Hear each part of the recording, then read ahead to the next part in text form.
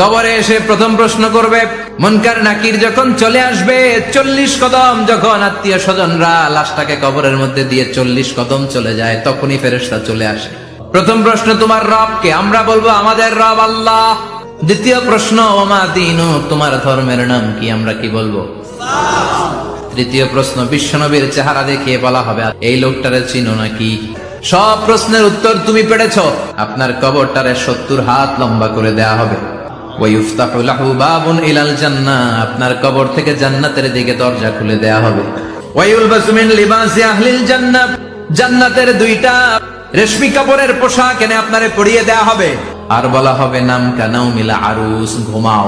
বাসর রাতে যেমনি বর কনেকে নিয়ে মধুর ঘুম দেয়, তুমিও ঘুমাও, কেউ তোমার ঘুম ভাঙবে না। কিয়ামতের জন্য ইসরাফিলের সিংহায় যে ফুৎকার আছে, ওই ফুৎকার ছাড়া কোনো কিছুই তোমার ঘুম ভাঙাতে পারবে না। ইসলামের আলো ছড়িয়ে দিতে সাবস্ক্রাইব করুন, লাইক করুন ও শেয়ার করুন।